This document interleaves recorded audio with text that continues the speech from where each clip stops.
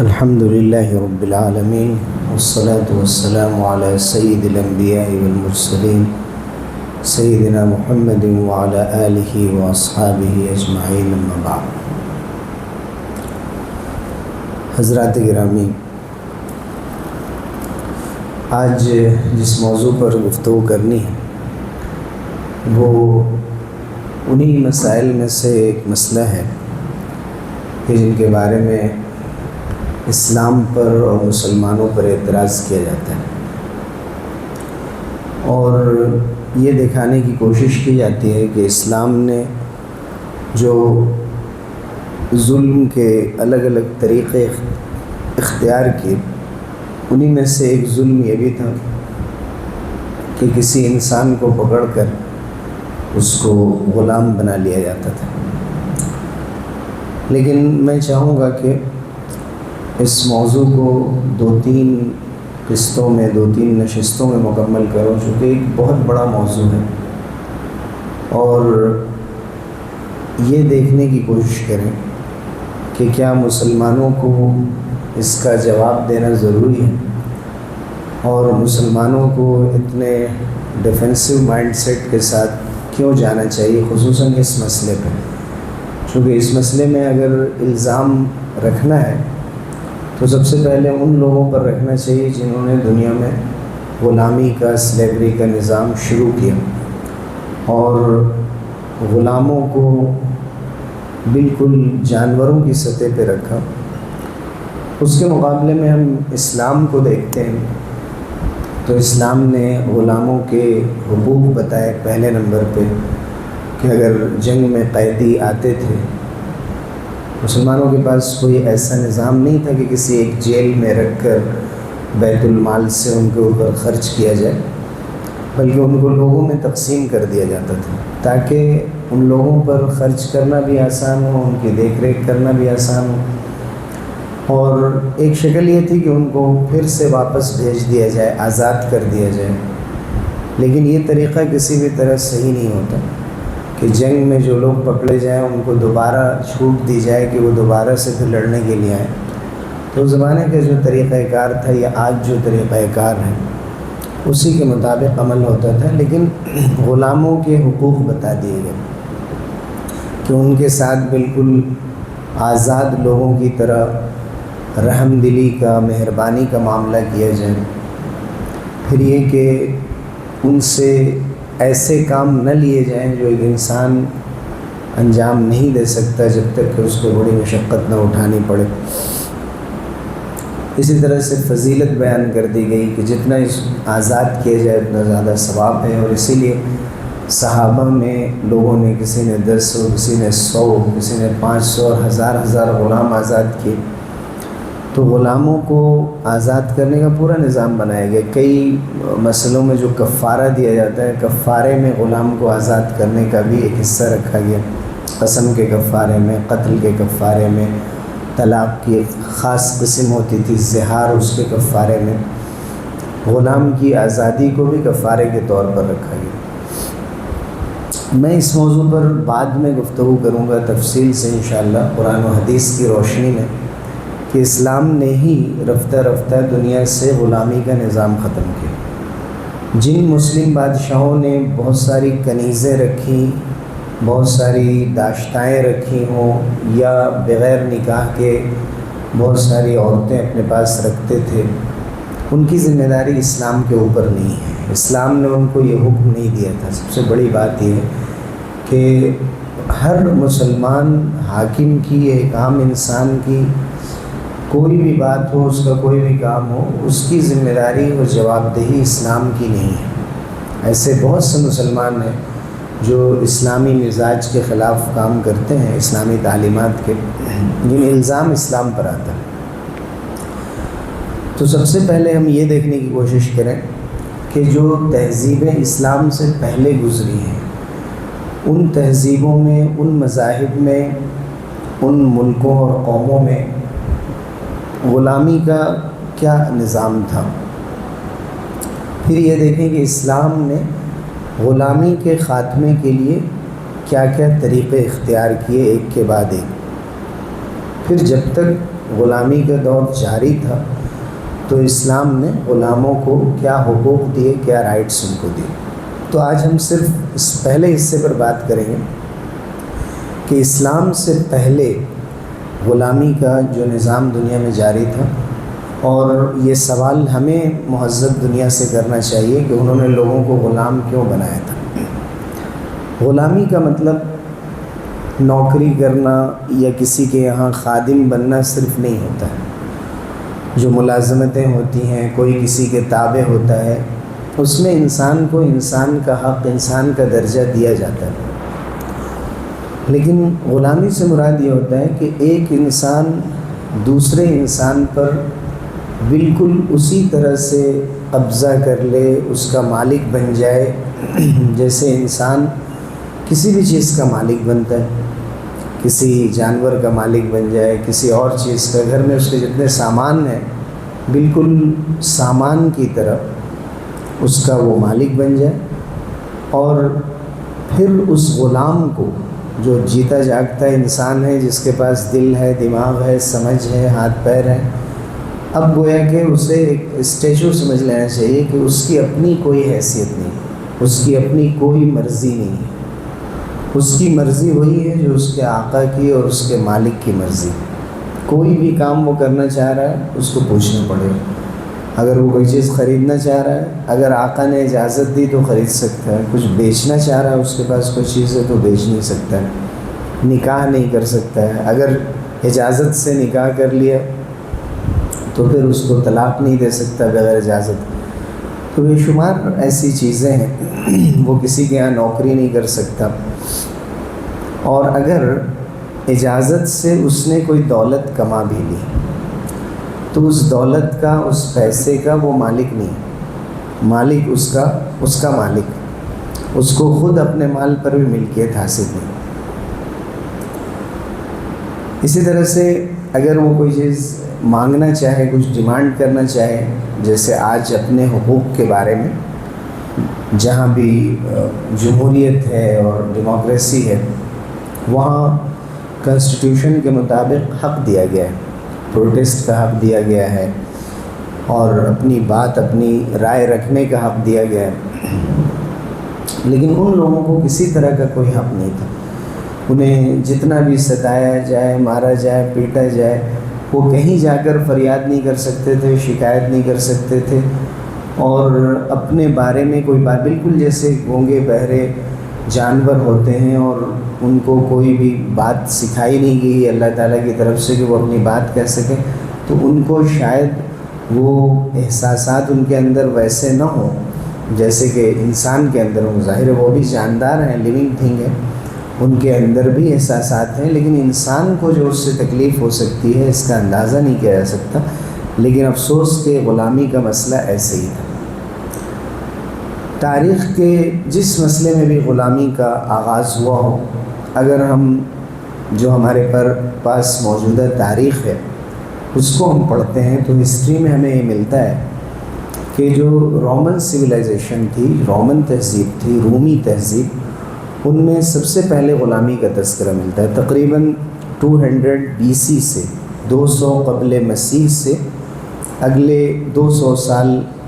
یعنی حضرت عیسیٰ علیہ السلام کی پیدائش کے 200 سال بعد، یعنی تقریباً 400 سال کا عرصہ ہے جس میں غلامی کا سب سے زیادہ تذکرہ ملتا ہے. اور غلامی اس وقت اپنے عروج پر تھی، یہاں تک کہ ایک مغربی مصنف ہیں پروفیسر کیتھ بریڈلے، وہ کہتے ہیں کہ روم اور اٹلی میں تقریباً 400 سال تک، یعنی حضرت عیسیٰ علیہ السلام کی پیدائش سے 200 سال پہلے اور پھر ان کے 200 سال بعد تک، تقریباً جو آبادی ہوتی تھی اس آبادی میں 1/4 یا کہیں کہیں تو 1/3 غلام ہوا کرتے تھے، اور کروڑوں کی تعداد میں مرد، عورتیں، بچے بغیر کسی رائٹس کے رہتے تھے. کوئی حق نہیں ہوتا تھا ان کا. گویا کہ معاشرہ بھی ان کا کوئی حق نہیں سمجھتا تھا، سوسائٹی ان کا کوئی حق نہیں سمجھتی تھی. اور اگر وہ قانون سے مدد لینا چاہیں، لا سے مدد لینا چاہیں، جوڈیشری سے اپنا مسئلہ حل کرانا چاہیں تو ان کے لیے بھی کوئی ایسا راستہ نہیں تھا کہ وہ، چونکہ ان کا کوئی حق ہی تسلیم نہیں کیا گیا تھا کہ وہ اپنے حق کا مطالبہ کر سکیں۔ اس سے صاف معلوم ہوتا ہے کہ وہاں انسان کو انسان شمار کیا ہی نہیں جاتا تھا۔ اسی طرح ایک مصنف ہیں پلوٹرک، وہ کہتے ہیں کہ کسی غلام کا نام بھی نہیں ہوتا تھا، یعنی جیسے کہ ایک انسان کو نام رکھنے کی اجازت ہے، اس کی شناخت ہونی چاہیے، اس کی آئیڈینٹی ہے، نام سے انسان کو عزت ملتی ہے، تو جس چیز سے بھی انسان کو عزت ملتی ہو اس کی غلام کو اجازت نہیں تھی۔ کوئی چیز اپنی ملکیت میں رکھنا چاہتا تو اس کو اجازت نہیں دی تھی، اور بہت ہی سخت سزائیں ان کو دی جاتی تھیں، یہاں تک کہ ان کے ساتھ کوئی برا برتاؤ کیا جانا، اگر ان کی مرضی ہوتی کہ ایک مرد غلام کے ساتھ بھی کوئی غلط حرکت کر لیں تو کوئی روکنے ٹوکنے والا نہیں تھا۔ اور آج کی دنیا کی جو خطرناک قسم کی جیلیں ہیں، وہاں کیا کیا کرتوت ہے لوگوں کے، اس سے اندازہ ہو سکتا ہے کہ جب آزاد لوگ غلامی کی زندگی بسر کر رہے ہیں اور وہ کچھ نہیں کہہ پاتے، تو اس دور میں جب کوئی قانون ہی نہیں تھا تو پھر کس انداز سے یہ چیزیں کی جاتی ہوں گی۔ اور اس کا جو میں نے اوپر حوالہ دیا پروفیسر کیتھ بریڈلے کا، یہ کتاب ہے ریزسٹینی سلیوری ان اینشینٹ روم۔ انہوں نے بتایا کہ رومی غلام زیادہ تر وہ ہوا کرتے تھے جو جنگوں میں پکڑے جاتے تھے، یا پھر وہ ایسے لوگ ہوتے تھے جو قرض لے لیتے تھے لیکن قرض ادا نہیں کر پاتے تھے، تو ان سے کہا جاتا تھا کہ آپ غلام بن جائیں، ہماری خدمت کریں، ہمارے کام کریں، ہم آپ کے قرض ادا کر دیں۔ بہت سے وہ لوگ تھے کہ غلاموں کو کنٹرول کرنے کے لیے ان کو رکھا گیا تھا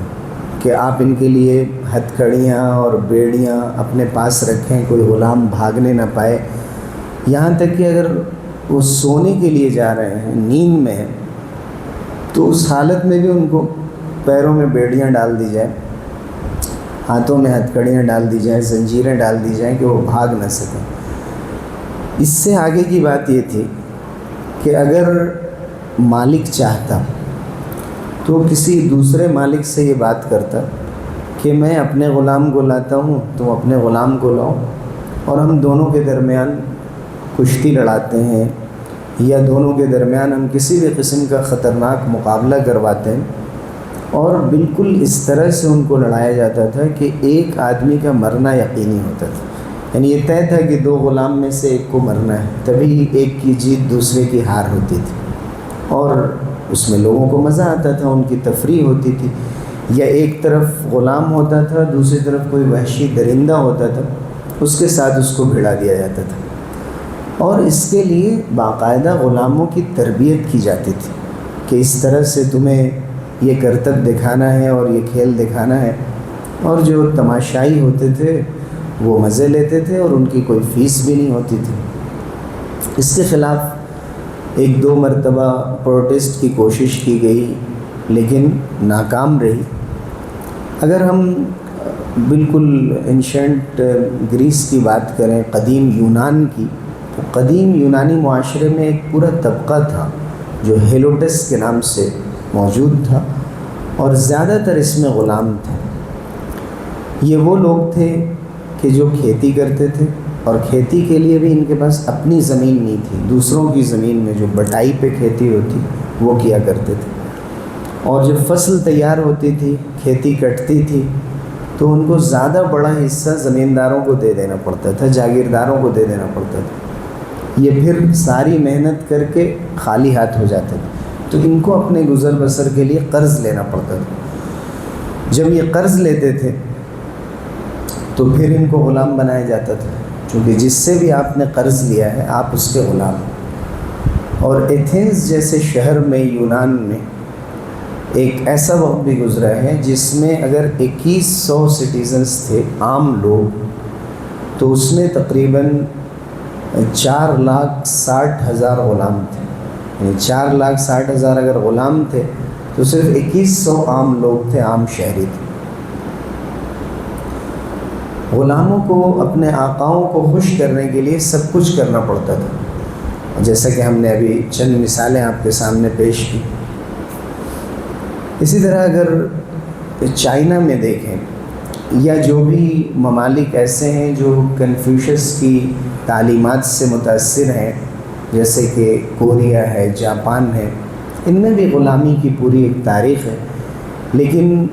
اتنی زیادہ وہاں غلامی رواج نہیں پا سکی تھی، جو ان کو سستے داموں میں اور بہت سستے فیس پر مزدور مل جایا کرتے تھے شروع سے، اور وہ کام کرنے میں بڑے ماہر ہوتے تھے، تو وہاں غلامی کا نظام اتنا زیادہ پھیلا ہوا نہیں تھا، لیکن وہاں بھی غلامی کے ثبوت ہم کو ملتے ہیں۔ جب ہم مصر میں دیکھتے ہیں، یعنی اسلام کی آمد سے پہلے جو ایجپٹ میں فرعون کا دور تھا اور دوسرے ادوار گزرے، ان میں بھی غلامی کا نظام موجود تھا۔ اگر مصری قوانین کی بات کریں تو وہاں تو فرعون تمام لوگوں کو غلام سمجھتا تھا، یعنی ایک دو کی بات نہیں تھی، یا تو اس کی قوم کے قبطی لوگ تھے اور دوسری طرف جو اسرائیلی تھے وہ سب کے سب کو ان کو غلام سمجھا جاتا تھا۔ اور یہاں پر بات صرف تماشا دکھانے کی نہیں تھی، خدمت کرنے کی نہیں تھی، بلکہ یہ تھی کہ ہر ایک کو فرعون کی عبادت کرنی، اس لیے کہ اس کا کہنا تھا کہ انا ربکم الاعلی، کہ میں تمہارا سب سے بڑا رب ہوں۔ تو غلامی کی انتہا تھی کہ جو ایسے کمیونٹی کے لوگ تھے جو ان کے اپنے نہیں تھے، دوسرے تھے، ان کو اس کی عبادت کے لیے مجبور کیا جاتا تھا۔ اور یہ جو پیرامڈس بنے ہوئے ہیں، ان کی تفصیلات اگر آپ دیکھیں تو ان اہرام مصر کی تعمیر میں بھی ہزاروں کی تعداد میں غلاموں نے حصہ لیا تھا، اور اتنے بھاری بھاری وزن کے پتھر ان کو اٹھانے پڑتے تھے کہ نہ جانے کتنے غلام اس میں دنیا سے چلے گئے اور بہت بڑے حادثات کے بھی شکار ہوئے۔ ایجپٹ میں غربت بہت زیادہ تھی، اس وجہ سے بھی لوگ ایک دوسرے کو بیچ دیا کرتے تھے، یعنی خود کو کبھی دوسروں کو بیچتے، اگر اس کی کفالت کر رہے ہیں، خرچ اٹھا رہے ہیں، صلاحیت نہیں ہے تو کسی اور سے بیچ دیں۔ کبھی ایک انسان خود جاتا تھا، جو اردو میں بردہ فروشی کہا جاتا ہے، کہ اپنے آپ کو غلام بنا کر خود بیچ دینے کا رواج تھا۔ حضرت یوسف علیہ السلام کو بھی مصر کے بازار میں بیچا گیا تھا،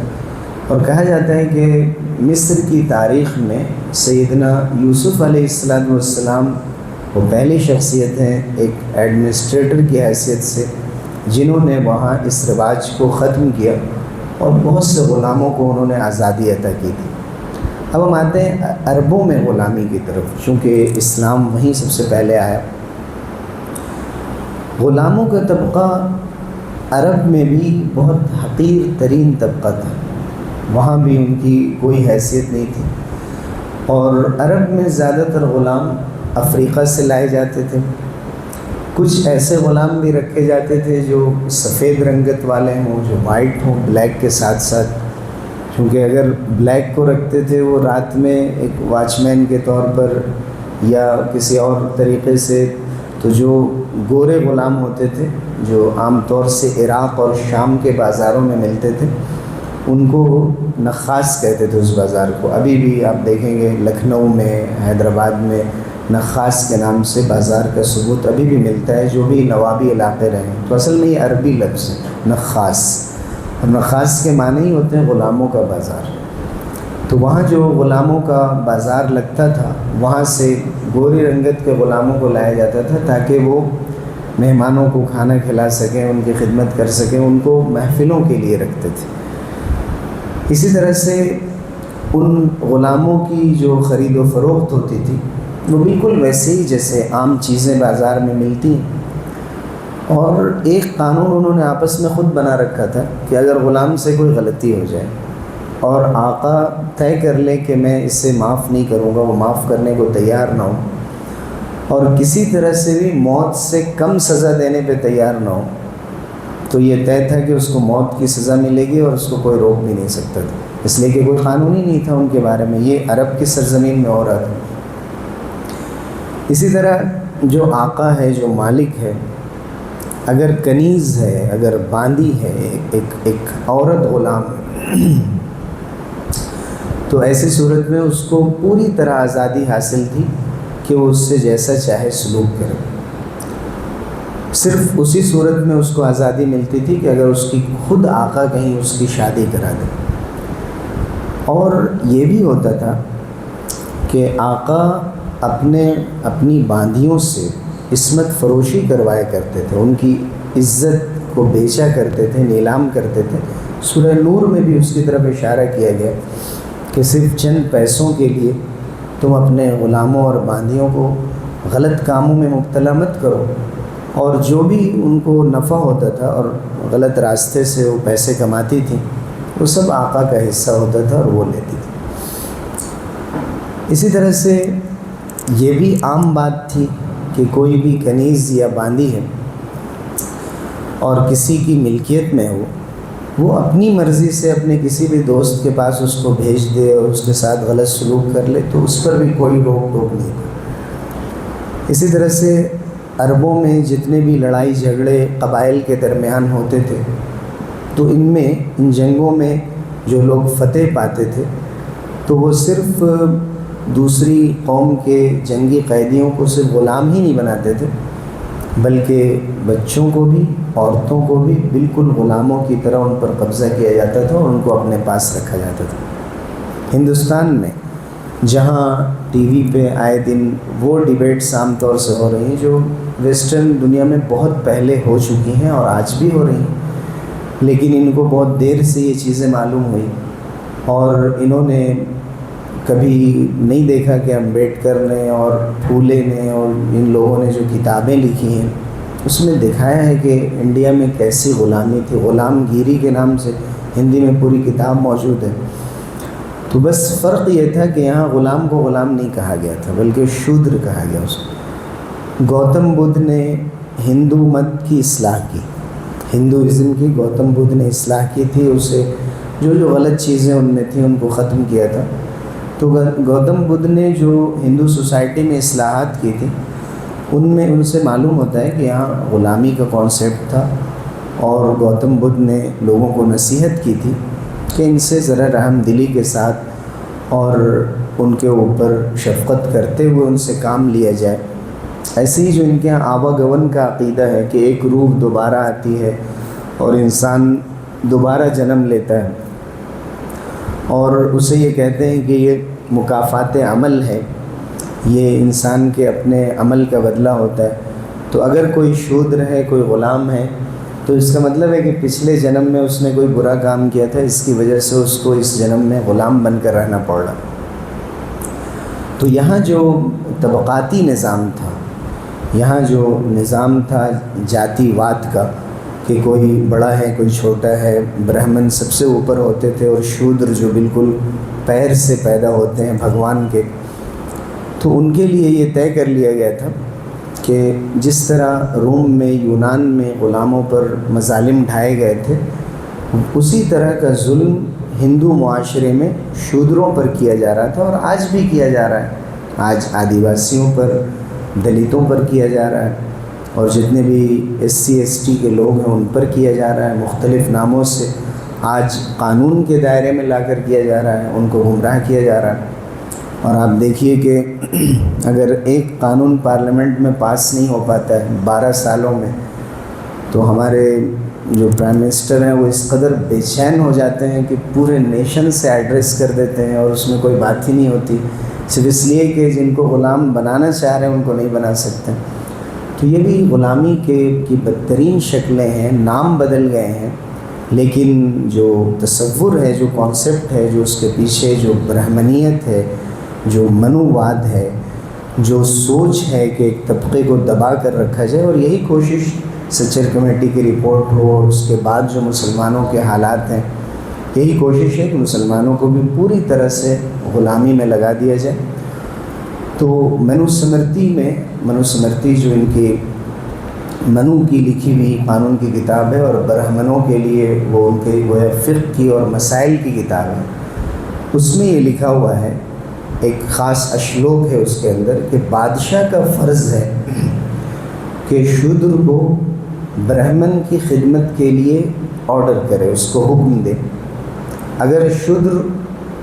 نہ مانے، حکم عدولی کرے، تو اس کے ہاتھ پاؤں کاٹ دے. ان کو یہ بتایا ہی گیا ہے کہ تمہارا حق ہی نہیں ہے کہ تم انسانوں کی طرح انسانوں کے بیچ میں رہو، تمہارا کام یہ ہے کہ تم جھک کر رہو۔ خیر یہ بہت لمبی تفصیل ہے کہ ان کے یہاں ان کے ساتھ اٹھنا بیٹھنا اور کھانا پینا اس کا تو کوئی تصور ہی نہیں ہے، لیکن اتنا سخت حکم کہ اگر برہمن کی خدمت کے لیے بادشاہ نے آرڈر کیا، راجا نے آرڈر کیا کہ تمہیں ان کی خدمت کرنی ہے اور وہ خدمت کرنے کے لیے تیار نہ ہو تو سزا کے طور پر اس کے ہاتھ پاؤں کاٹ دیے جائیں۔ منو سمرتی میں چیپٹر نمبر 8 ہے، شلوک نمبر 41، شودر سے خدمت لینے اور بغیر کسی معاوضے کے، بغیر کوئی رقم خرچ کیے ہوئے، پیسے خرچ کیے ہوئے ان سے کام لینے کے بارے میں جو تفصیلات ملتی ہیں، اس میں ایک اشلوک میں یہ لکھا ہوا ہے کہ برہمن شودر سے بغیر کسی معاوضے کی خدمت لے سکتا ہے، اس کو کوئی بدلے میں کچھ نہیں دینا ہے، اس لیے کہ برہما نے شودر کو برہمنوں کی خدمت کے لیے پیدا کیا، یہ برہما کی طرف سے، اور برہما سے مراد ان کی وہی ہے کہ بھگوان اور ایشور جو سب سے بڑا خالق اور مالک ہے۔ اسی طرح شودر کو کوئی اجازت نہیں تھی کہ وہ اپنی ملکیت میں کوئی مال رکھ سکے۔ انہوں نے لکھا شودر کتنا بھی لائق کیوں نہ ہو وہ مال نہیں رکھ سکتا۔ منو سمرتی میں شودر کو صاف لفظوں میں غلام بھی کہا گیا ہے۔ اس سے صاف ہو جاتا ہے کہ ہندوازم میں اگر سلیوری کا تصور ہم شودر کے نظام سے یا جاتی واد سے نکال رہے ہیں تو ہمیں دور جانے کی ضرورت نہیں، خود منو سمرتی کے اندر غلام کا لفظ بھی استعمال ہوا ہے۔ یہ میں نے منو سمرتی کا جو اردو ترجمہ ہے بہت زمانہ پہلے لاہور سے شائع ہوا تھا، بعد میں بھی ہوا۔ شودر برہمن کی خدمت نہ کرے تو بھی وہ غلام ہی ہے، انہوں نے غلام کا لفظ استعمال کیا اس کو۔ شودر پیدائشی غلام ہے، اور میں کیسے پڑھوں اس کو کہ اتنے خطرناک الفاظ ہیں کہ یہ جو شودر ہے اس کے جسم کی جو بو ہے، بدبو ہے، بالکل خنزیر اور کتے وغیرہ سے بھی زیادہ یہ بدبودار ہے، اور شودر کے چھونے سے کتے جیسے جانور اور خنزیر جیسے جانور بھی گندے ہو جاتے ہیں، یعنی یہ گندے نہیں ہوتے۔ منو سمرتی میں یہ اشلوک نمبر 251 میں یہ لکھا ہوا۔ تو حیرت انگیز بات ہے کہ مسلمانوں کے اوپر آسانی سے بیٹھ کے یہ لوگ بحث کرتے ہیں اور اعتراض کرتے ہیں، بس مسئلہ یہی ہے کہ ہم نے آگے بڑھ کر اعتراضات نہیں کی۔ جتنے بھی مسئلے ہیں، یہاں تک کہ میں کہتا ہوں حلالہ کا بھی مسئلہ ہے جو کوئی اسلامی مسئلہ نہیں ہے، لوگوں نے اختیار کر لیا، اس میں بھی اگر آپ جا کر ان کے یہاں جو چیزیں ہوتی ہیں نیوب کے نام پر، وہ اتنی خطرناک ہیں کہ اس کا تصور بھی نہیں کیا جا سکتا۔ لیکن ظاہر ہے کہ ہم چھیڑ چھاڑ نہیں کرتے، ہم یہ چیزیں پبلک نہیں کرتے، عام طور سے اس پہ بات نہیں ہوتی، ہم خاموش بیٹھے رہتے ہیں اور چاروں طرف سے اٹیک کیا جاتا ہے۔ کسی بھی مسئلے کو اٹھا کر جب اس پر گفتگو ہوتی ہے تو اسلام کو بدنام کرنے کی کوشش کی جاتی ہے، لیکن آپ دیکھیے کہ منو سمرتی میں کتنا سخت قانون تھا۔ اگر آپ یہودی مذہب کو دیکھیں جو دنیا کا دوسرا سب سے پرانا مذہب قرار دیا جا سکتا ہے ہندو مت کے بعد، تو حضرت ابراہیم علیہ السلام کی ایک بیوی حضرت ہاجرہ تھی جن سے حضرت اسماعیل علیہ السلام پیدا ہوئے تھے۔ تورات میں ظاہر یہودیوں کی جو مذہبی کتاب ہے وہ تورات ہے، ہم بھی اس پر ایمان لاتے ہیں۔ وہ کہاں تک یہ آیت اس میں اللہ کی طرف سے نازل کردہ ہے یا ان کی ملاوٹ ہے؟ مولانا عبد الماجد دریابادی رحمۃ اللہ علیہ کا تو ماننا ہے کہ بڑا حصہ جو اولڈ ٹیسٹمنٹ کا ہے، جو بائبل میں اولڈ ٹیسٹمنٹ بھی ہے، نیو ٹیسٹمنٹ بھی ہے، زبور بھی ہے، یعنی تورات، انجیل، زبور، یہ تینوں کتابیں، اور اس کے علاوہ بھی بہت سارے لیٹرز ہیں ان کے حواریوں کے اور ان کے بڑے بڑے جو پریسٹ تھے، بشپس تھے، جو پوپ تھے اس زمانے کے، ان لوگوں کی چیزیں بھی اس میں موجود ہیں۔ تو ان میں ان کے یہاں یہ بات لکھی ہوئی ہے، اور مولانا کا دریابادی کا یہ ماننا تھا کہ اتنی زبانوں میں ٹرانسلیشن ہوئے کہ اصل زبان کا ہی پتہ نہیں ہے کہ تورات اور انجیل کس زبان میں تھی، سوریانی زبان میں کہ عبرانی زبان میں یا یونانی زبان میں۔ پہلی مرتبہ جو انگلش میں اور دوسری زبانوں میں ترجمہ ہوا وہ یونانی زبانوں سے ترجمہ ہوا، پھر اب یہاں سکندرآباد کے چرچ میں ہمارے مدرسے کے کئی طلبہ گئے جو مطالعہ مذاہب میں پڑھتے ہیں دعویٰ کی کلاس میں، تو ان کے پاس ہر زبان میں ٹرانسلیشن ہے۔ ایک نیپال کا اسٹوڈنٹ تھا، اس کو انہوں نے نیپالی زبان میں دیا، اور کوئی کہیں اور کسی علاقے کا تھا تو اس کو اس زبان میں دیا۔ یہاں تک کہ بعض ریاستوں میں ایسی زبانیں جو لکھی نہیں جاتی عام طور سے بولی جاتی ہیں، عام طور سے جو جھارکھنڈ میں آدی واسی وغیرہ ہیں وہاں ایک مقامی زبان ہے، اس میں بھی بائبل چھپی ہوئی، انہوں نے ہر زبان میں دی۔ یہ ہمارے طلبہ نے سوال کیا کہ مجھے اوریجنل ٹیکسٹ چاہیے، اس کا جو اوریجنل ٹیکسٹ، تو انہوں نے کہا یہی ہے اوریجنل ٹیکسٹ۔ تو مولانا کا یہ ماننا ہے کہ اتنے زیادہ ترجمے اس کے ہوئے اور ہر ترجمے میں پھر کتنی ملاوٹ ہوئی ہے کہ کچھ پتہ نہیں، اب تمیز ہی نہیں کی جا سکتی ہے کہ کیا اللہ کا کلام ہے اور کیا بندے کا کلام، اور بندے کا کیا، بندوں کا، کن بندوں کا کیا کلام ہے، کچھ نہیں معلوم۔ تو اس میں بہرحال یہ بات آئی ہے کہ حضرت ابراہیم علیہ السلام کی حضرت حاجرہ کو باندی قرار دیا گیا۔ چنانچہ تورات کی کمنٹری لکھی ہے ایک شخص نے جو ربی شلوم ہے، وہ لکھتے ہیں کہ حاجرہ فرعون کی بیٹی تھی۔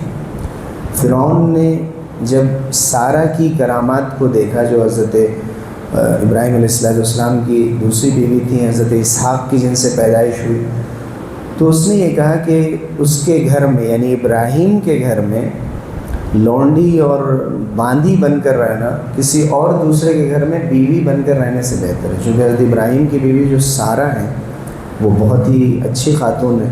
تو اس لیے حضرت حاجرہ کو گفٹ کے طور پہ حضرت سارہ ہی کو ہی دیا تھا، پھر حضرت سارہ نے حضرت ابراہیم علیہ السلام کو دے دیا اور آپ کا نکاح ہوا۔ تو تورات کے مطابق وہاں پر بھی یہ لفظ ہمیں مل رہا ہے غلام کا اور باندی کا اور کنیز کا۔ حضرت سلیمان علیہ السلام کے بارے میں 700 بیویوں کا اور 300 باندیوں کا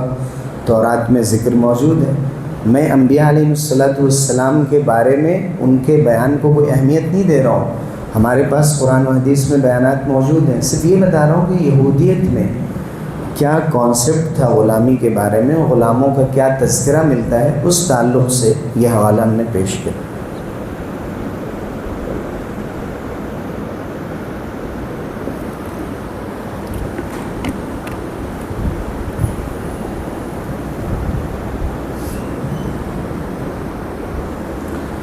تو جو علاقہ بھی یہودیوں کے ہاں فتح کیا جاتا تھا جنگوں میں، تو یہودی شریعت میں تالمود بھی ان کی شریعت کی کتاب ہے، قانون کی کتاب ہے، تو تلمود میں یہ بات بتائی گئی کہ تمام مردوں کو قتل کر دیا جائے اور جتنے بھی عورتیں اور بچے ہیں ان سب کو غلام اور باندی بنا لیا جائے۔ تورات میں ایک کتاب ہے استثناء کے نام سے، اس میں لکھا ہوا ہے اردو ترجمے میں، اور خداوندہ تیرا خدا جب اسے تیرے قبضے میں کر دے تو وہاں کے مرد کو تلوار سے قتل کر ڈالنا، لیکن عورتوں، بچوں اور چوپایوں اور شہر کے سب مال اور لوٹ کو اپنے لیے رکھ لینا۔ یہ بات تو غیر اسرائیلیوں کے لیے تھی، یعنی یہودی یہ سلوک ان لوگوں کے لیے کرتے تھے جو اسرائیلی نہیں ہیں، جو یہودی نہیں ہیں۔ جو اسرائیلی خود آپس میں کیا کرتے تھے، تو یہودی شریعت کی روح سے اگر ایک اسرائیلی دوسرے اسرائیلی کو غلام بنانا چاہتا تو اس کے بھی ان کے یہاں دفعات تھیں، اس کے بھی آرٹیکلز موجود تھے۔ ایک تو یہ تھا کہ کوئی یہودی بہت غریب ہے اور غریب ہونے کی وجہ سے اس نے قرض لے رکھا ہے، قرض ادا نہیں کر پا رہا، تو جو بھی اس کا قرض ادا کرے گا وہ اس کا مالک بن جائے گا، یہ اس کا غلام ہو۔ کسی نے چوری کی، چوری کا مال اس نے خرچ کر دیا، واپس کرنے کے لیے کچھ بھی نہیں ہے، کوئی اس کی طرف سے واپس کر دیتا اور اس کو غلام بنا لیتا۔ اور والدین بھی کسی بنا پر بھی کبھی کبھی اپنے بیٹے یا بیٹی کو کسی کے ہاتھ بیچ دیا کرتے تھے۔ اسلام میں غلامی کی حقیقت، یہ مولانا سعید اکبر آبادی رحمۃ اللہ علیہ گزرے بڑے مصنف، ان کی کتاب ہے۔ مسئلہ غلامی پر مولانا سید ابو الاعلیٰ مودودی کی کتاب ہے، اور پاکستان کے ایک بہت بڑے عالم ہیں علامہ زاہد الراشدی جو ابھی موجود ہیں، اور الشریعہ کے نام سے وہاں ایک میگزین نکالتے ہیں، اس میں بھی انہوں نے بہت تفصیل سے اس مسئلے پر لکھا تھا۔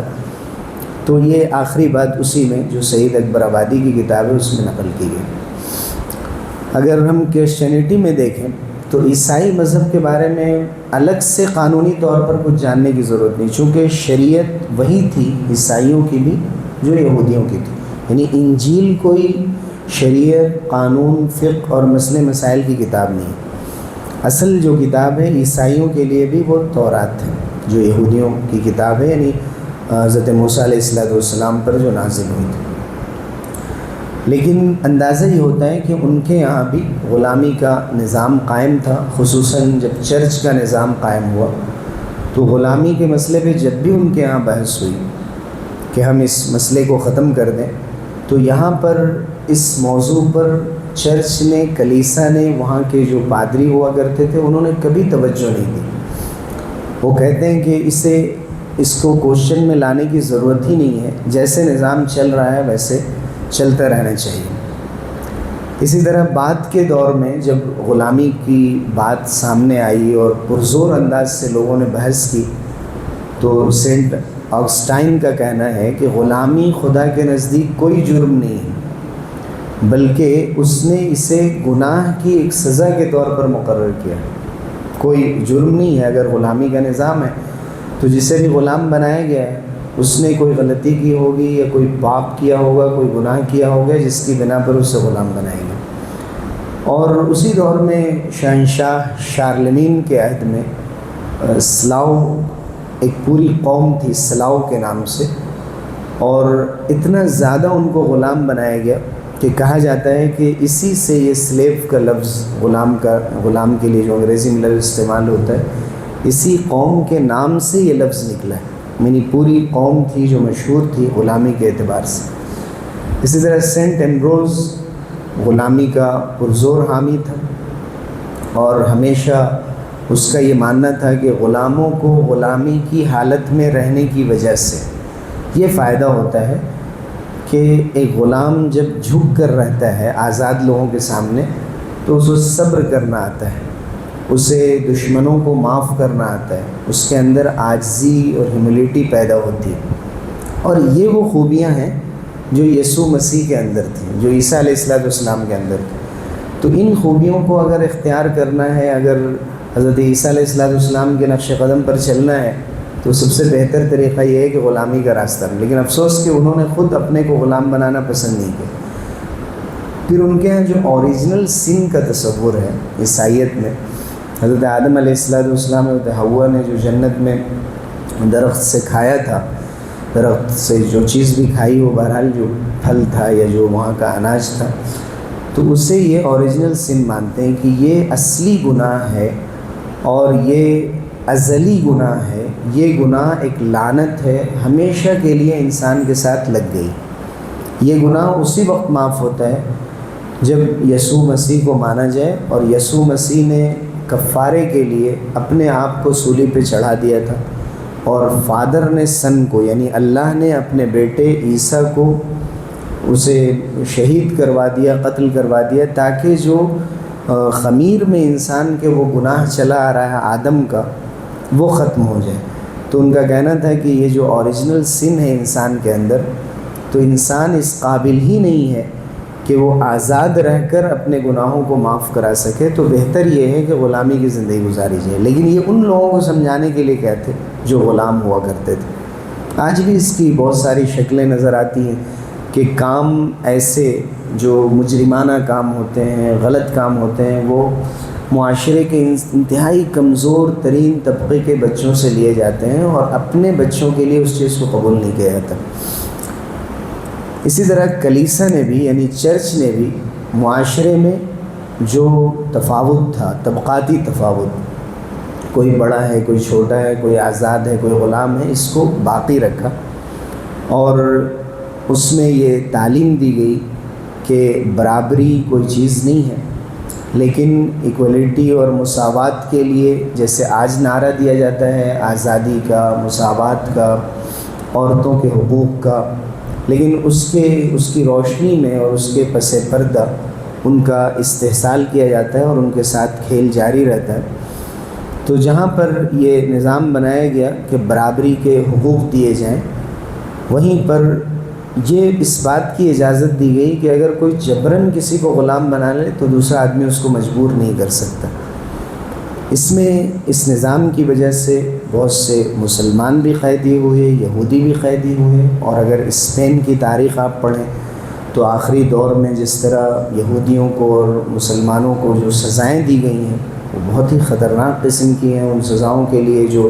ڈپارٹمنٹ بنایا گیا تھا پورا، اس میں ان کو بالکل غلامی سے بدتر حالت میں ان کو رکھا گیا، اور پوپ لیو گریٹ تھا، اس نے یہ حکم جاری کیا تھا کہ کوئی بھی غلام نہ پادری بن سکتا ہے، نہ کلیسا کے یعنی چرچ کے کسی بھی عہدے پر باقی رہ سکتا ہے، کیونکہ یہ ایک مقدس سلسلہ ہے جو غلام کی وجہ سے ناپاک ہو جائے گا۔ جیسے آپ نے وہاں دیکھا ہندو مت میں، یہاں پر بھی یہی بات کہی گئی کہ اگر کوئی غلام اپنے اندر یہ صلاحیت پیدا کر بھی لے کہ کوئی بڑا کام کر سکتا ہے، تو اسے اگر اس عہدے پر بٹھایا جائے گا تو اس عہدے کو وہ ناپاک کر دے گا۔ اسی اور بھی بہت ساری مثالیں ہیں، میں اس کے کچھ حصے کو ذکر کرتا ہوں کہ یورپ میں ریولیوشنز کے بعد کیا ہوا۔ جتنے بھی ریولیوشنز آئے، انقلابات آئے، اس میں ایک انقلاب صنعتی انقلاب تھا جو انڈسٹری کی دنیا میں آیا، اور جس کی وجہ سے بڑی تیز رفتار تبدیلیاں پیدا ہوئیں۔ اس میں بھی جو صرف ڈوم کا نظام تھا وہ ختم ہونے لگا، اور لوگوں کو آزادی ملی اور کام ان کو ملنے لگے۔ تو ایسے میں یورپ میں یہ کیا گیا کہ پورے افریقہ کو غلام بنانے کی کوشش کی گئی، اور انہیں وہاں پر ایک بڑی زرخیز زمین مل گئی کہ یہاں آسانی کے ساتھ لوگوں کو غلام بنایا جا سکتا ہے، اور خود چرچ نے اس کے آرڈر جاری کیے، اور 1511 کے اندر چرچ نے اس بات کی اجازت دی کہ افریقہ کے لوگوں کو غلام بنا کر اسپین لایا جائے۔ افریقی باشندوں کو جو غلام بنانے کا سلسلہ تھا تقریباً 1440 عیسوی سے شروع ہوا تھا، اور 1511 میں جب اجازت دی گئی چرچ کی طرف سے تو اس کے بعد تو ایک بہترین کاروبار ان کے ہاتھ آ گیا تھا، اور لاکھوں افریقیوں کو اس کے بعد غلام بنایا جانا لگا۔ کھلے عام افریقہ کے غریب اور مظلوم لوگوں پر حملے کیے جاتے، انہیں زبردستی غلام بنایا جاتا، بے دردی کے ساتھ انہیں جہازوں میں ٹھونس کر رسیوں میں باندھ کر لایا جاتا، جس پر بہت سی ڈاکومنٹری بھی بنی ہے، آج بھی موجود ہے، جس کی وجہ سے بہت سے غلام راستے ہی میں مر جاتے، سمندر میں پھینک دیے جاتے، ہمیشہ کی بیماری میں مبتلا ہو جاتے، اور پھر اگر ان کو لایا جاتا تو ایسے کاموں میں لگایا جاتا جو کہ انسان سے کام عام طور سے نہیں لیے جاتے۔ آگے چل کر اگر جدید دور میں ہم دیکھیں، جس دور میں ہم جی رہے ہیں، یعنی 100-200 سال کی جو تاریخ ہے، تو یہ افراد کو غلام بنانے کے بجائے پوری قوم کو غلام بنانے کا رواج ہو گیا۔ جو کالونی کا نظام دنیا میں عام ہوا، سامراج کا نظام، تو جو حال ہندو سماج میں شودروں کا تھا، یہی حال تقریباً امریکہ اور یورپ میں، جہاں افریقہ کے کالے لوگ تھے جو جہاز میں بھر کر لائے جاتے تھے اور غلام کی حیثیت سے ان کو فروخت کیا جاتا تھا، اور اس کی پوری منڈی لگتی تھی۔ اس میں نیدرلینڈ کے لوگ بھی تھے، برطانیہ کے بھی، پرتگال کے بھی، سوئٹزرلینڈ کے بھی، اسپانیہ کے بھی، تقریباً 40 ملین کے قریب افریقی باشندے، جن میں کئی ملین مسلمان بھی تھے، ان کو لایا جاتا اور امریکہ لا کر انہیں نیلام کر دیا جاتا۔ اس میں جن لوگوں کا تذکرہ آتا ہے، اس میں اگر امریکہ کے پہلے صدر جارج واشنگٹن کو آپ دیکھیں، یا اس کے بعد بھی بعض پریزیڈنٹس کے نام آتے ہیں کہ جن کی ملکیت میں نہ جانے کتنے بلیک غلام موجود تھے۔ آج بھی اگر کیپ ٹاؤن کے ساحل سے قریب بنے ہوئے جو آئی لینڈ ہیں، تو اس میں جیل خانے کے اندر جو تصویروں کی شکلیں بنائی گئی ہیں، وہاں دیکھا جا سکتا ہے کہ ان لوگوں کے ساتھ کیسا ظلم روا رکھا جاتا تھا۔ پھر ایک جو کوڈ آف کنڈکٹس فار ججز یہ تیار کیا گیا تھا امریکہ میں، اور تقریباً 1665 میں امریکہ میں اس کو پاس کیا گیا تھا۔ اس کے مطابق تو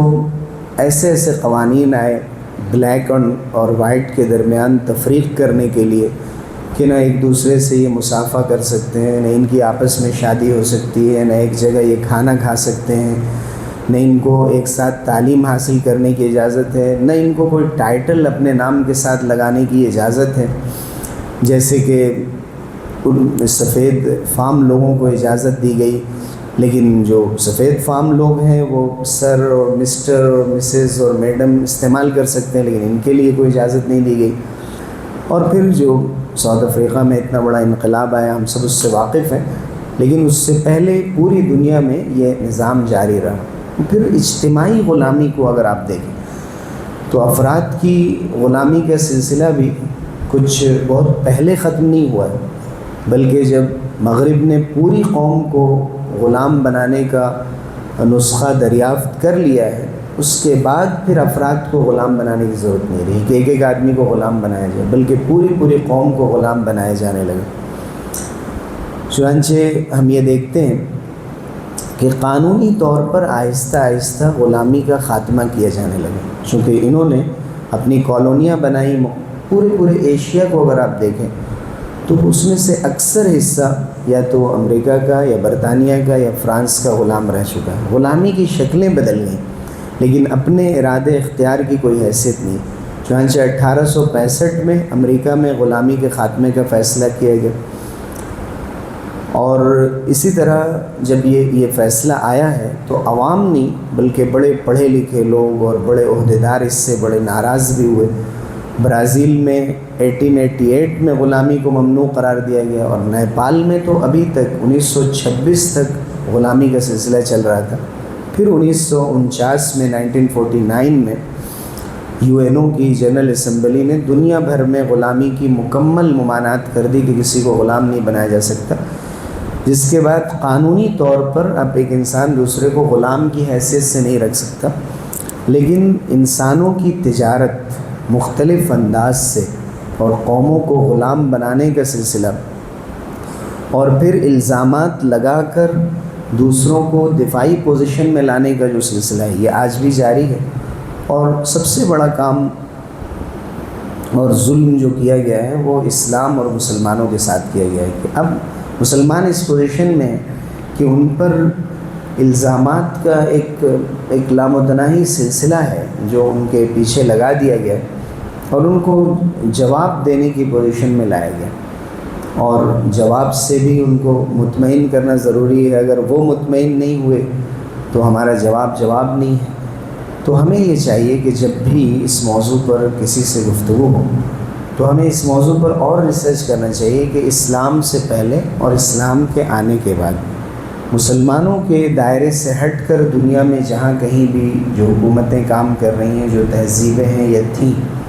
ان میں غلامی کا، سلیوری کا کیا نظام تھا، اگر ان کو سامنے لایا جائے اور عام کیا جائے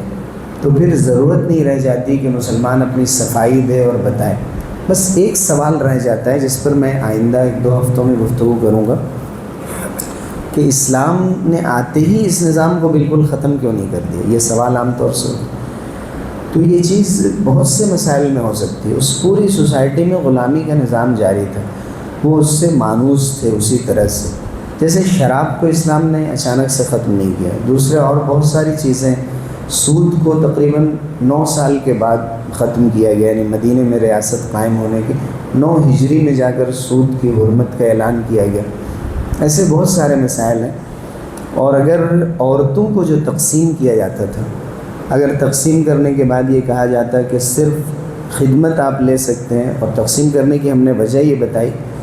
کہ اگر ان کو ایک جگہ رکھا جاتا تو حکومت کے پاس اتنے فنڈ کی ضرورت ہوتی کہ سب کی کفالت کی جاتی، پھر ان سے اگر کام لیا جاتا تو پھر ان کاموں کے بدلے میں ان کو کچھ رقم دینی پڑتی۔ تو اس لیے ابتدائی دور میں یہ اصول بنایا گیا کہ اگر تمام لوگوں میں تقسیم کر دیا جائے جو بھی جنگ میں جہاد میں شریک تھے، تو ایک شخص کے اوپر 1 یا 2 لوگوں کی ذمہ داری ہوگی اس کو کھلانے پلانے کی، رکھنے کی، اور اس کے بدلے میں ان کو خدمت مل جائے گی۔ جہاں تک عورتوں کا سوال ہے تو عورتوں کو بیوی کی طرح رکھنے کی اجازت اسی لیے دی گئی کہ اگر یہ نہ ہوتا تو اس سے زیادہ بے حیائی اور بے شرمی کی باتیں عام ہو جاتی، اور پھر کسی بھی باندی سے اور کسی بھی کنیز سے کوئی بھی شخص اپنی خواہش پوری کر سکتا تھا، اور جس کی وجہ سے نسب مشکوک ہو جاتا، زنا عام ہو جاتا، تو اسلام نے ابتدائی طور پر اس کو جائز رکھا تھا اور بار بار اس کی ترغیب دی کہ آزاد کیا جائے اور اسے ختم کیا جائے، لیکن ابتدائی دور میں صرف اس کی اجازت دی گئی تھی چونکہ معاشرہ پوری طرح اس سے مانوس تھا۔ لیکن کہیں پر بھی یہ جو ہم نے داستان سنائی، یہ جو پوائنٹس ہم نے ذکر کیے، اس طرح کے ظلم کا کوئی نمونہ ہمیں نہیں ملتا، بلکہ وہاں لوگوں کو اعتراض ہوتا تھا کہ غلاموں کو آپ نے اتنی اہمیت، اتنی حیثیت کیوں دے دی ہے کہ ایک دسترخوان پر ان کو کھانا کھلانا، اور یہاں تک ہوا کہ بڑے بڑے جو علماء پیدا ہوئے صحابہ میں اور صحابہ کے بعد بھی، وہ غلاموں میں سے پیدا ہوئے۔ غلاموں کی پوری سلطنت بعد میں جا کر ایجپٹ میں قائم ہوئی ممالک کی، اور شیخ عز الدین بن عبد السلام شافعی رحمۃ اللہ علیہ، جو اپنے وقت کے بہت بڑے عالم تھے، مجتہد بھی تھے، مجاہد بھی تھے، اتنی خصوصیات کے علماء تاریخ میں بہت کم گزرے، اور عیسائیوں نے جب ایک زمانے میں ان کو قریب سے دیکھا تھا ایک خاص جنگ کے دوران جو کروسیڈز ہوتی تھیں، صلیبی جنگیں اس دوران، تو انہوں نے یہ کہا تھا کہ اگر ہمارے پاس ایسا عالم ہوتا تو ہم اس کے پیر دھو کر پیتے، لیکن افسوس کہ مصر اور شام کے لوگوں نے ان کو اہمیت نہیں دی۔ تو شیخ عز الدین بن عبد السلام کا یہ حال تھا کہ جب غلاموں کی حکومت قائم ہوئی تو انہوں نے فتویٰ جاری کر دیا کہ آزاد لوگ غلاموں کے تحت نہیں رہ سکتے، غلام کو حق نہیں ہے کہ وہ حکومت کرے جب تک کہ شرعی طور پر اس کو آزاد نہ کر دیا جائے۔ اس لیے ان کو بائع الملوک کا لقب ملا، بادشاہوں کو بیچ دینے والے، یعنی انہوں نے پہلے شرعی طریقے پر انہیں بیچوایا اور کسی اور نے لے کر ان کو آزاد کیا یا ڈائریکٹ آزاد کیا گیا، تب جا کر پھر ان کی حکومت۔ اور ایک موقع ایسا آیا کہ ایک بادشاہ نے، جو اموی دور کے بادشاہ تھے، غالباً ہشام بن عبد الملک یا کوئی اور تھے، ان کے دربار میں ایک بڑے شیخ محدث شیخ امام زہری یا کوئی بیٹھے ہوئے تھے، تو انہوں نے سوال کیا کہ بھئی یمن میں اس وقت سب سے بڑا عالم کون ہے؟ تو انہوں نے کہا کہ فلاں ہے۔ کہا من العربی او من الممالک، کہ وہ من الموالی، یعنی وہ خالص عرب ہیں یا آزاد کردہ غلاموں میں سے ہیں۔ مولا کہتے تھے آزاد کردہ غلام کو، مولا کے بہت سے معنی عربی میں ہوتے ہیں، ان میں سے ایک معنی ہوتے ہیں وہ غلام جس کو آزاد کر دیا گیا ہو۔ تو یمن میں کون ہے؟ فلاں ہیں۔ یہ عربین ہیں یا غلام تھے بعد میں ان کو آزاد کیا گیا؟ تو کہتے تھے نہیں، من الموالی، یہ جو محدث ہیں یا شیخ ہیں یہ پہلے غلام تھے۔ کہا شام میں؟ تو وہاں بھی ایسے ہی، بصرہ میں، کوفہ میں، بحرین میں، اس زمانے میں جو بھی بڑی ریاستیں تھیں، بڑے ممالک کے علاقے تھے جو علم کے اہم شہر سمجھے جاتے تھے، مصر میں جہاں بھی انہوں نے ذکر کیا، ہر جگہ پتہ یہ چلا کہ یہ غلاموں کی نسل سے ہیں۔ تو امام زہری یہ جو بھی شیخ وہاں پر موجود تھے، انہوں نے بہت حیرت کا اظہار کیا ہشام بن عبد الملک نے کہ یہ کیا بات ہوئی کہ کیا عرب دنیا سے ناپید ہو گئے ہیں، ختم ہو گئے؟ تو انہوں نے کہا یہ اللہ کا دین ہے، اللہ تعالیٰ اس دین کی خدمت کے لیے جسے چاہے منتخب کر۔ تو اللہ نے ایک وقت عربوں کو موقع دیا، کسی اور کو موقع دیا، تو اسلام میں کالے گورے اور عربی عجمی کا تصور حضور صلی اللہ علیہ وسلم نے حجۃ الوداع کے موقع سے اسی لیے یہ تصور ختم کیا تھا تاکہ حقیقی معنی میں لوگ انسان کو انسان کا حق دینے لگیں۔ اور آپ نے عورتوں کے حقوق بتائے، بچوں کے، یتیموں کے، عورتوں کے اور بوڑھے لوگوں کے۔ ایک مسئلہ مسلمانوں کو اپنے عمل سے اخلاقی طور پر یہ ثبوت دینے کی ضرورت ہے کہ ہم کسی انسان کو کمتر نہیں سمجھتے۔ اب ہم کیا جواب دیں گے اگر ہم خود اپنے عمل سے یہ دکھائیں کہ اپنے نوکر کو، خادم کو، اپنے یہاں کام کرنے والوں کو رنگ کی بنیاد پر، اس کے خاندان کی بنیاد پر، علاقے کی بنیاد پر ایسے ناموں سے ہم پکار لیتے ہیں جس میں ہم بہت تحقیر کرتے ہیں، ان کی گرا کر کسی کو بیان کیا جاتا ہے، جس سے وہ اسے شرمندگی ہوتی ہے، اس کے دل کو چوٹ پہنچتی ہے اور اس کو آر دلائی جاتی ہے کہ کہاں کے ہو۔ صرف اگر اتنا پوچھ لیا جائے کہ کہاں کے رہنے والے، بس کافی ہے اس کے لیے کہ اگر اس کو یہ احساس دلا دیا جائے کہ تم اگر یہاں کے ہوتے تو ایسے نہیں ہوتے، یہ تصور بھی، یا یہ کہ تمہاری ذات کیا ہے. مشہور ہے کہ بعض علاقوں میں علاقے کو لے کر تعصب پایا جاتا ہے، اور بعض علاقوں میں ذات پات کو لے کر کہ یہ سید ہیں، یہ انصاری ہیں، یہ خان صاحب ہیں، شیخ ہیں، شادی بیاہ میں دوسرے تمام اس میں. تو ہمارے یہاں کہیں نہ کہیں اجمی دنیا سے، خواہ وہ ہندو مت سے ہو یا دوسری قوموں کے ساتھ رہنے کی وجہ سے ہو، یا مسلمانوں کو جو ایک دور تک جو نوابوں کی زندگی ملی یا بادشاہت کے دور سے گزرے، تو اجڑے نواب آج بھی موجود ہیں کہ وہ ذہن رہ گیا اپنے اندر ایک بادشاہت کا تصور اور دوسروں کو بالکل حقیر سمجھنے کا. تو اگر مسلمان یہ کر رہا ہے تو پھر اسے کوئی صفائی دینے کا پھر حق نہیں رہ جاتا، اور اس کا عمل اسلام کی طرف، قرآن کی طرف منسوب ہوتا ہے. اس لیے ہماری سب سے بڑی ذمہ داری تو یہ ہوتی ہے کہ ہم مارکیٹ میں ہیں، آفس میں ہیں، جاب میں ہیں، ہم کہیں باس ہیں، کہیں بڑے ہیں، وہاں ہم ثابت کر دیں کہ ہم انسان کو انسان کی حیثیت سے اسے عزت دینے کے لیے تیار ہیں. کام کے سلسلے میں پوچھ تاچھ ہوگی، جائزہ لیا جائے گا، اسے کسی کو اوپر کسی کو نیچے کرنے کی ضرورت ہوگی، لیکن کوئی ایسی بات، کوئی ایسا ماحول جس سے کسی انسان کے دل کو ٹھیس پہنچے اور اس کو احساس ہو کہ واقعی میں تو ایسا ہی ہوں اور میری کوئی حیثیت نہیں ہے، اور یہ فلاں صاحب ہیں اور یہ فلاں طبقے کے ہیں. یہ جو الفاظ ہیں یہ